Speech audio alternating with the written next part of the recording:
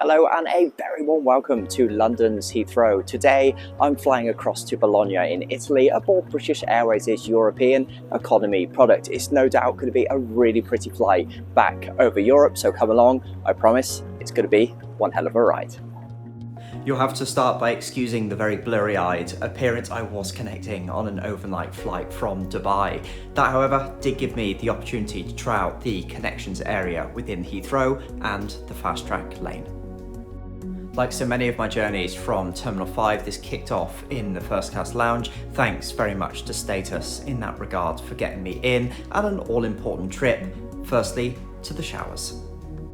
Those of you who have tuned into my channel before will know that I'm a big fan of showers in lounges at airports around the world. There's nothing better than freshening up after a long flight, particularly one that's overnight. As soon as I was freshened up, I headed through to the lounge where I discovered that the buffet is very much back for the breakfast. So I quickly gathered a few of my favourite breakfast items, grabbed my favourite table and enjoyed breakfast with one hell of a view. The return of the buffet, however, isn't the only change in the lounge. They've very much smartened up the business area. This, by the way, is the British Airways Galleries First at Terminal 5. In addition, they've also added the sleeping pods. Given my really long layover on this particular occasion, I did get the opportunity to use them and they were really super. After this, it was well timed to indulge with some lunch. I'm pleased to report that the table service does remain, even though they brought the buffet back, so got the opportunity to try a couple of items, both food and drinks, through the table service.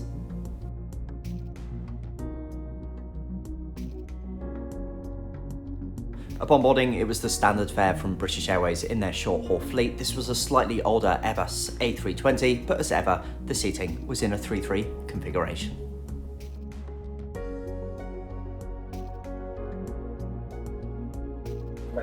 So on this particular flight, opted for the standard legroom seats. It isn't what I would usually go for on most flights. It is a case these days of booking the emergency exit rows.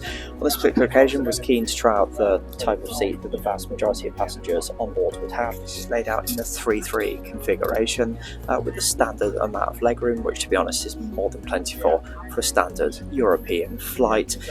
Really looking forward to the rest of the flight. Stay tuned for the takeoff footage coming up next. As we taxi out towards the departure runway, a quick plea from my side. Guys, YouTube recently told me that over 98% of you who watch the videos are as yet unsubscribed. It really does help the channel massively as those subscribers tick up. So if you do enjoy the videos, you know what to do.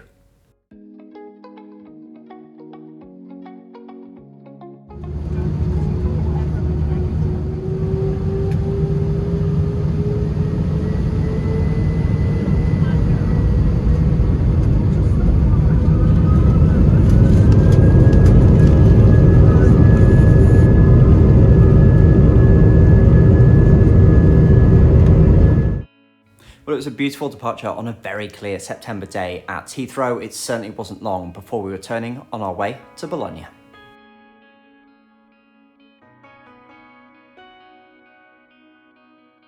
So let's take a moment to explore a little bit more with this seat and overall onboard product. Wi-Fi was fully available. We'll take a look at that in just a moment. I was pleased to say on this particular flight that power sockets were also available as well. Despite British Airways stripping out the overhead screens on this particular fleet of aircraft, I'm pleased to say that the overhead air vents were still an option. I have to say I gave British Airways a bit of a hard time in the summer about the onboard catering as part of a flight from Heathrow through to Mallorca. On this particular flight, it was much the same, sadly, again, which was a bottle of water and packet of crisps supplied. That said, on the return flight, the Speedbird cafe was back with some quite interesting offerings. On this particular flight, I didn't see it, but Wi-Fi was available.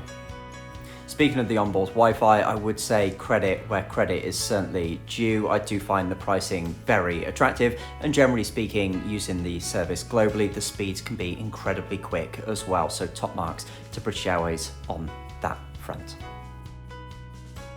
For those that have never been to Bologna before, the airport is incredibly close to the city, so it does indeed lead for a very interesting final descent into Bologna. Sadly, on this particular day, it was pretty grey and miserable, but otherwise this would have been an incredibly attractive arrival indeed. And with that, that summed up another pretty decent intra-European flight with British Airways. Overall, they'd certainly always be my choice for European flights, so fairly happy in that particular regard. Guys, if you're yet to check out any of my long-haul British Airways videos, I will put that in the bottom left-hand corner so you can see how they're trending on the long-haul routes. But for now, thank you so much for watching. I will see you in the next one.